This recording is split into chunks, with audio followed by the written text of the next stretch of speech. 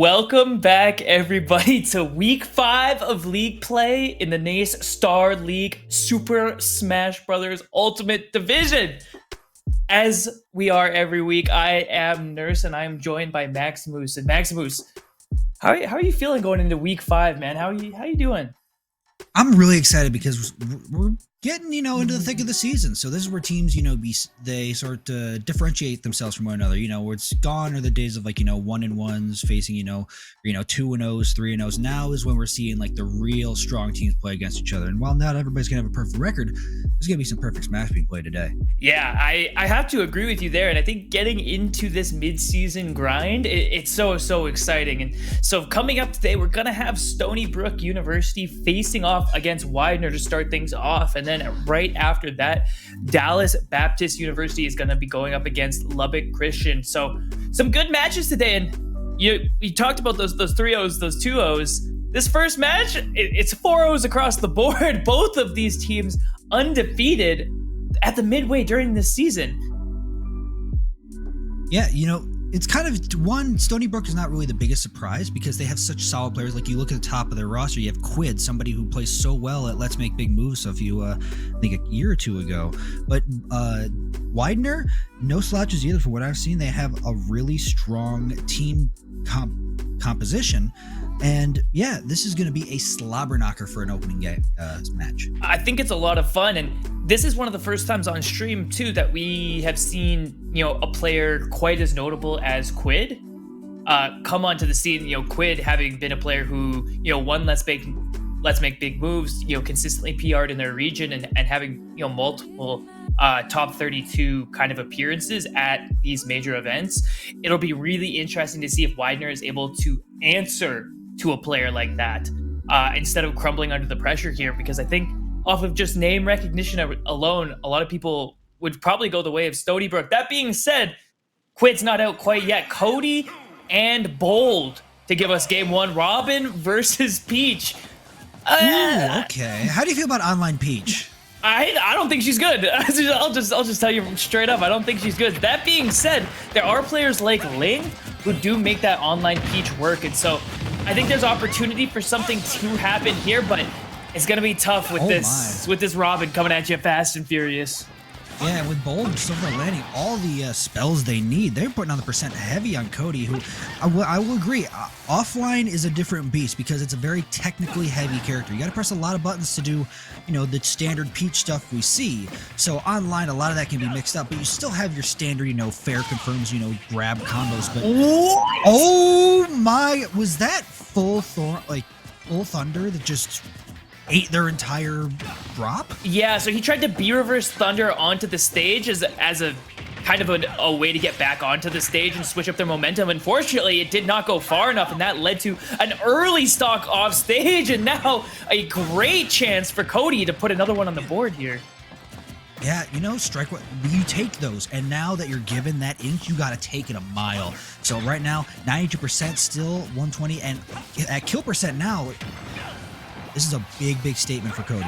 Yeah, this is a very tough spot to be in because realistically, that should have been the first stock. That should have been all you lost so far, but instead you're down 2 stocks, and as the stocks carry over in this crew battle setting, everyone is so valuable.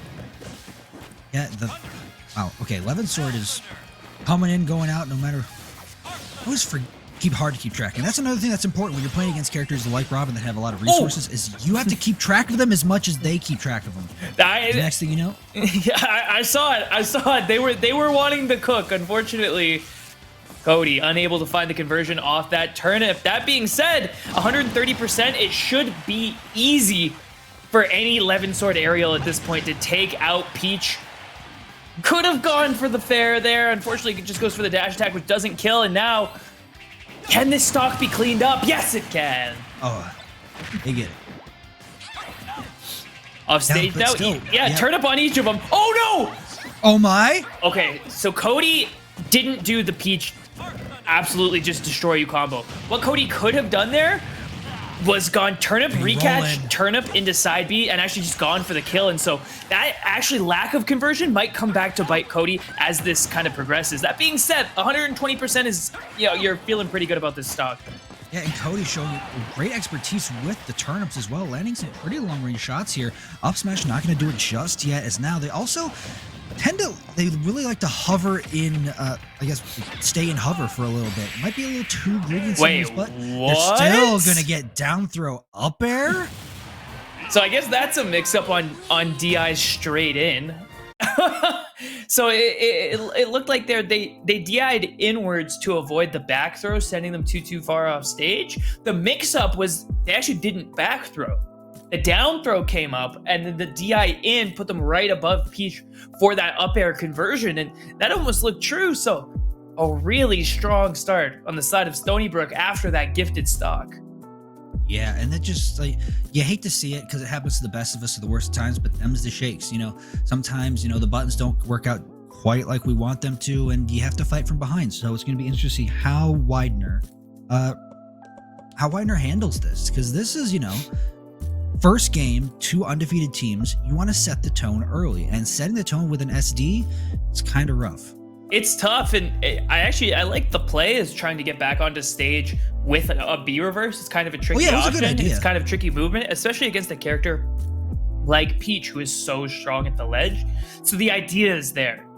That being said, it's not really the time to mess it up, but unfortunately, just a slight misspacing meant that they weren't able to actually get back onto the stage. And Stony Brook, they're going to run with it. It's not just a 1-stock lead, it's 2 off the back of the first game. And we've seen, you know, both situations where teams are able to come back from this, but we've also seen situations where they kind of just tit for tat take this lead as far as it can go. That being said, Pac-Man, notoriously, not a good matchup for Peach, but also a character that we see nearly every week. Every week we've had Smash, we have seen a Pac-Man, at least one or another. And yeah, very, very popular character, very strong online, just their options. And many people see this like the original Steve in a sense, just the way they could be so tricky with all these tools they have. Yeah, Pac-Man has a lot of tools at his disposal, but he also has a lot of like kind of tricky stuff or like matchup checks that he's able to bust out. Those combined with the hydrant allowing him to charge the fruit make him a hard matchup for anyone, quite frankly, but also Peach in particular, as she doesn't have any real disjoints to challenge any of this. No, and right now we're seeing so far a good job from Cody, getting some early percent on, but still trying to make this comeback. You have to... Oh, sorry, my bad. Oh my God. I don't know where I am. No, dude, Cody is familiar with this matchup, man. Yeah. He knows exactly what is going to break the hydrant. He knows, you know, he had the timing for the Galaga down. He actually caught it in that last interaction. He's familiar with Pac-Man, and so these turnip pulls, they're calculated. They're on purpose. You know, he's playing around this very, very well. This is obviously practiced. Yeah, doing a very good job also eking around all the grabs as well. Punishing Pac-Man while they're charging up fruits, knowing everything. Like you said, just sort of sitting back here, not afraid chucking turnips. You can charge whatever you want. Just going to keep chucking my vegetables at you. And ooh, a nice little side B, up throw. Now is it Pac-Man's time to play? Yeah, we talked about how much damage is on the board, but damage means nothing if you are not able to find the stock. At 156% of back air by the ledge will do it, but no punishment on that grab. That could have been a fair. But no, short hop Nair does it. Yeah, Nair, you know, usually you see it done out of a float, but it'll kill out of just a full hop as well. No need to worry about that. And that's another stock on the board, only 85%. Pac-Man has, you know, F smash out of Bell is usually that big kill option. If Cody is able to avoid that, Pac-Man actually doesn't have a lot of kill moves until later percent. So we're going to see him tested on how well that he can get out of that combo. Plus, I think Peach's air mobility lends to avoiding a lot of the standard this is huge. Shenanigans. Oh, that's huge. Massive. Wow. Fair as well. Oh my God, he's going deep for it. Okay. Well, good awareness coming out of Geister to realize that that was going to go very poorly. A fair that deep absolutely would have killed. And Cody was like a shark in the water with that, smelling blood. Just waiting for the first move to just Z-drop that turnip. And now, oh, that's a lot of shield pressure as well. Nice little short, little float. Back throw, what's going to be the follow-up? Nothing just yet, just sort of gathering fruits. A nice little recovery, but has the bell in hand. Actually spends it by throwing it up. Really? Ambitious play from Geister. I really don't agree with spending the bell like that, especially because you work so hard to get that resource online. Yeah, and even if you land it, like, you have to essentially side B up into Peach to get the kill, and even then it wasn't a guarantee. But we're gonna get the full recovery. Oh, the pressure! Oh my goodness! It's so good. Cody catching Geister, trying to press a button out of shield, and the F smash runs true. Nair and back air are like, what, like -2 on shield? Like, they're like, too safe, man. You cannot challenge those moves unless you have something very, very fast. Pac-Man probably can do it with a Nair. Oh, great grab to avoid the Pac-Man trying to force center stage. Still 84%. Oh, back throw, not gonna do it just yet. And that's the counter pick of Kalos coming to bite Geister in the butt. If he doesn't take this stock, that's the moment that you're thinking about. This was your own counter pick, and a killing blow didn't hit because of it. Oh, being very greedy with spending of Bell, like we've seen time and time again, throwing out just random sort of Z drop options as well. But it's gonna be the counter stage. That's a 3-stock. That's a 3-stock. That's the longest 3-stock you've seen this week. That's the longest 3-stock you've seen this month. It's the longest 3-stock you've seen ever, man. That took a while, but we got there. Hair and calculate. Hey, it doesn't matter how fast you get to the finish line as long as you get the results you're looking for. Yeah, and we talked about a matchup that, generally not considered that good for Peach. Shut up, man. What am I talking about? 3-stock. 3-stock. And we saw it throughout that game. I said it, he was prepared. They were just straight up, they were prepared. We saw turnip pulls used to great avail throughout that match. We saw, awareness on when to catch the Galaga, awareness on how many hits the Hydrant takes to destroy, awareness on how to edge guard. That matchup was very, very clearly practiced. And that, I think, is kind of the difference that we see in these results versus the results we've seen against Pac-Mans in previous weeks even. Yeah, because any team that is currently a part of the Naystar League has had plenty of Pac-Man VODs to study. Yeah. With one being in every single week. So time is going to come where everybody's like, okay, we have plenty of resources, time to utilize them. How much does it take to get rid of Hydrant on all of our characters on our team? Like, how do we counteract Bell or all this stuff? But right now, we're going to see how far Cody can take it. Yeah. 2 stocks still against a Shulk. This is a more. This is a matchup. This is a matchup in Smash Ultimate. It's another one that I wouldn't consider too good for Peach, just because Shulk's ability to both zone her out and use Shield Art to get out of those big combos. So kind of nullifies 2 of Peach's kind of big strengths. That being said, Peach will still be strong at the ledge in this matchup. No. No, you certainly not. No. Certainly not. He meant to reverse the up B. He meant to reverse up B at the ledge to catch the recovery, and unfortunately flubbing the execution on that up B led to a side B coming out, and things have gone from bad to worse for Widener. That is now a 7-stock deficit. This is simply Cody on the field. We're not even talking Quid. He's not even out yet, and they are down 7 stocks. It's looking desperate. Okay, there's one. It's very deep, nice little using the jump Monado, gets the kill off stage. Yeah, we're seeing like when Biscuit is, actually playing the matchup, we see Cody struggling to get in just because of the size of Shulk's sword, how fast the frame data comes out. It's really, you need to open up Shulk with like right there, some sort of aerial and around to get around that sword. All right, the pressure mounting now, 80% on Biscuit. He would really like to take this stock without losing another one, but it's going to be a big ask. If any character can do it, though, it's absolutely Shulk who can. Big damage and even lower kill percents, man. This character can be crazy, but it seems almost impossible to stop Cody right now. Okay, there's a down air ledge. You see the ledge pressure. Offstage pressure. Where do you go, man? Where do you go at that point? What do you do? All right, big damage here. And now the question is not if you actually take that stock without losing another one. Take this every single day of the week. Is that real? That's what happened. Hey, that's Shield Art. It's a one-time get out of jail free, but you're still in disadvantage. I have never seen a Peach just start spamming down tilt after getting a Shulk in that combo.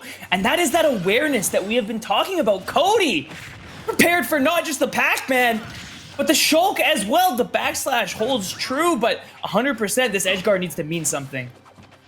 Oh, still trying to do something. And Peach is going to get around it and get center stage again.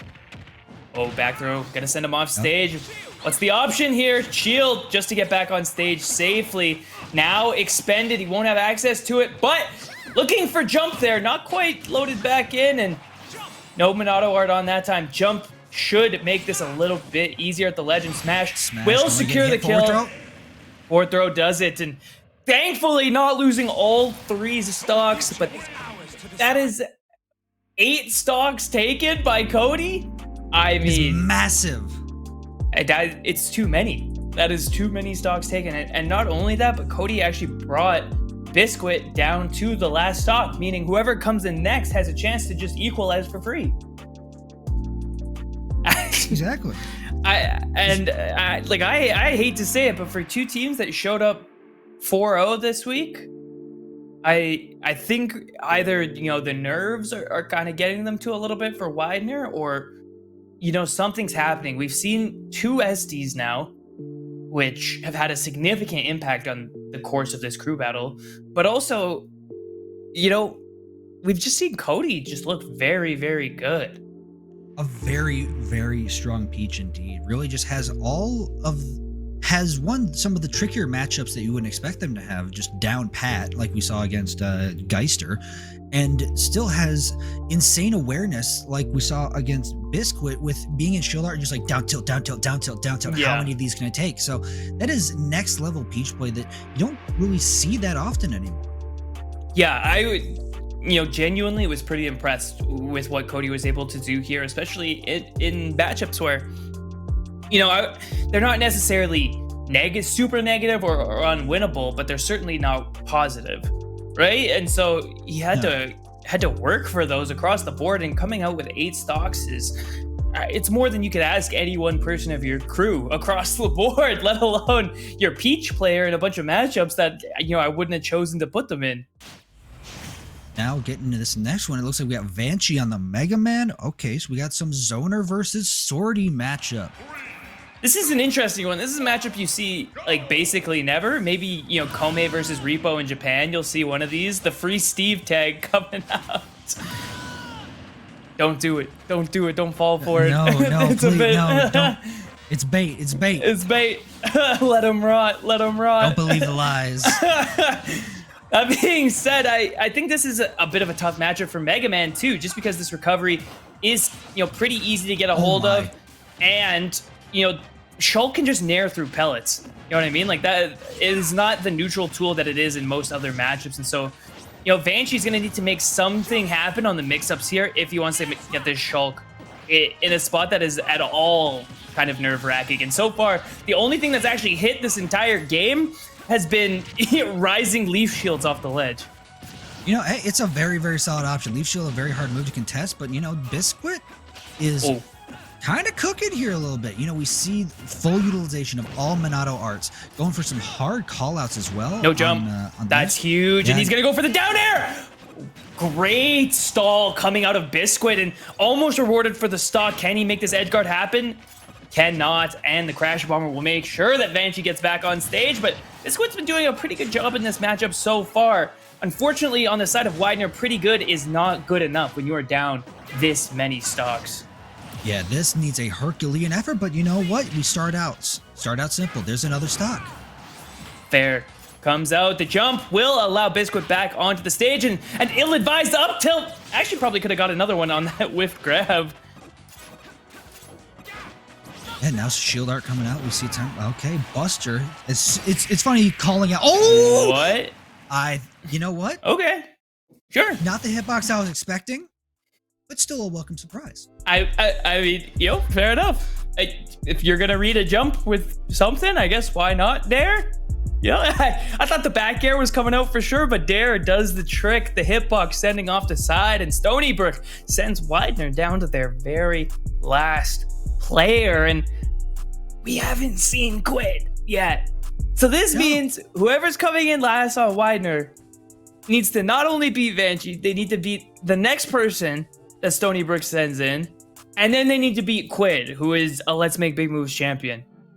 If they're able to do all three of those things, I mean, I don't even know what world I would live in anymore. That would shatter my worldview. Well, I'm getting word on exactly who's coming in as the last. It is Bunkus on the DDD. I mean, this matchup sucks. Like, this matchup sucks, man. It is a brutal matchup because it is so easy for Mega Man to contest Gordo in all forms. I think even a single lemon will just send it right back at DDD. So as far as I know, yeah. There's one of the key neutral tools of DDD just completely nullified. So Bunkus is going to have to get really creative if they want to take out 2 stocks. This matchup is so bad. The only hope DDD has here is Mega Man's kill power is generally less good than DDD's is. DDD has opportunities like dash attack at the ledge with F smash, jet hammer, back air to get those big early stocks. Bunkus needs to absolutely rely on that, because if he plays the long game with Vanchi, Vanchi will win 10 times out of 10. Yeah, and so far, okay, there's a couple fire flame swords. Ooh, that was perhaps an oddly buffered air dodge. Yeah, not gonna come out of Stony Brook. Not gonna be punished too hard, and these neutral Ps putting on a lot of pressure actually. Another thing is, though, lemons will ignore a neutral B. He'll suck up the first lemon and then get hit by the next 2. So even that is not a good option in these scenarios. And I would like to see Vanchi just kind of let off the gas a little bit. He's almost letting Bunkus fight him when he just doesn't have to. Yeah, you can almost just sort of like, okay, you don't have to play by DDD's game in this sense. You don't even have to play at all, honestly. Like, no. Yeah.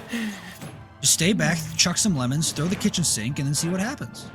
Okay, the up tilt coming out 100% already on Bunkus, 109 on Vanchi. So he's looking all right to take out this first stock. He's rolled from the ledge after neutral getting up twice, and both have gone unpunished. So wondering if Vanchi is going to catch on to that, but the back air rings true, and that move is so strong for how fast it is, and you're playing for pride at this point. If you're Bunkus, if you take out Vanchi, it's confidence going into the next one, but jumps expended, will air dodge back to the ledge, and the Gordo gives him an offstage opportunity, but unable to capitalize at all. And there we see Vanchi's most consistent option once again, the rising leaf shield, putting in work. Yeah, there's raw up smash. He keeps doing that. And look, neutral get up roll from the ledge. That's the 3rd time. Vanchi just stand there and up tilt it. All right. It's weird. You think with a character with such a, sort of predictable or slow recovery as DDD, we're only now seeing Vanchi let loose the downers at ledge, but neutral get up finally gets that up smash. Yeah, and Vanchi, instead of catching the roll that comes after, Vanchi's just opted to catch neutral get up, and Bunkus has not picked another option thus far, just the neutral get up over and over and over. And so a lot of value found there, so much in fact that we are on the last stock of this first crew battle, and Vanchi is looking to close it out right here and right now. Oh, but that's not a place where you want to be. Okay, but you know what? Fast options. Oh, that's bad. That's it's really bad. The jump comes out on the side of Bunkus, a little bit greedy to not go towards the ledge, but Vanchi more than ready to punish, and that is Stony Brook coming out on top in the first match against Widener with 7 stocks to spare. But don't go anywhere, because this is a best of 3, and we'll be back with game 2 right after this break.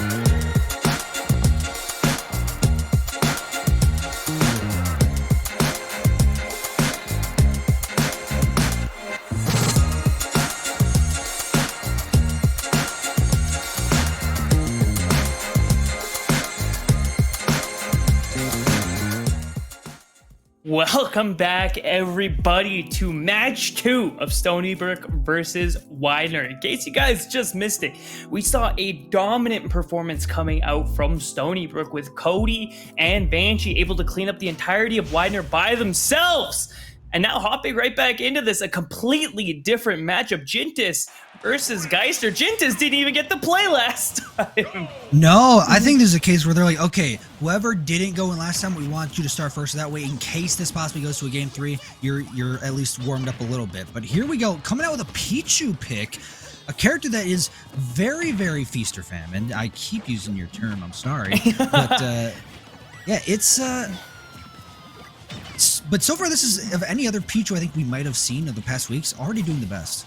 Yeah, I mean, this matchup also quite bad. Pac-Man is able to play the long game against Pichu so well, and Pichu's primary tool for getting around Hydrant or re-establishing themselves in neutral would oftentimes be that Thunder Jolt. Unfortunately, Pichu receives self-damage from Thunder Jolt, and so if Pac-Man is willing to play that long game, Pichu can kind of beat himself. That being said, the big hits are online for Pichu if Jintis is able to find them. What the heck? My goodness, that was it. What is Jintis cooking? Imagine if it hit, though. Absolutely, I would have been out of the chair. I would have been gone. That would have been crazy. No! Jintis is in the test kitchen right now, and I think looking like something Michelin star to me. Yeah, that being said, you know, Geister actually got 3 stock last time we saw them, and so this is looking to be a better performance out of them, not quite so dominant. That being said, a stock still on the board, the side of Jintis. At 150%, though, you can't imagine Pichu's living much longer. No, but I think that gives Pichu sort of this, you know, freedom to like, okay, I can just sort of do whatever, because if I get that combo starter, I can get a lot more percent, because I'm going to have rage and do a lot more damage as well. But, you know, as soon as they get breathed on, it's going to be an explosion. Oh, no. Oh, the ledge trump? That was so clean. That was so fast. This Stony Brook squad just looks drilled, man. Just straight up drilled. I've never seen a Pichu move so fast. But there we go from Geister finally getting a stock, first stock off Pichu, and looking to start something up here. There you go, already taking a % lead. Yeah, 63% is great news if you're Geister, and please don't. Not again. Oh my Not goodness. again, man. Widener. I was just about to say 2 SDs coming out in the last series made a huge difference, and already seeing a 3rd. It's just not their week, man. That being said, stock taken back, but that should have been the stock lead.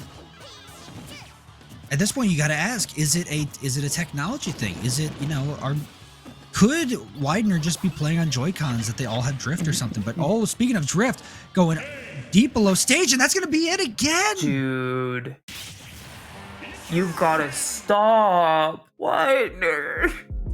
That is a brutal way to open up this game too. Sad, man. And it's like Geister could have very realistically won that game. He was in control of that 2nd stock.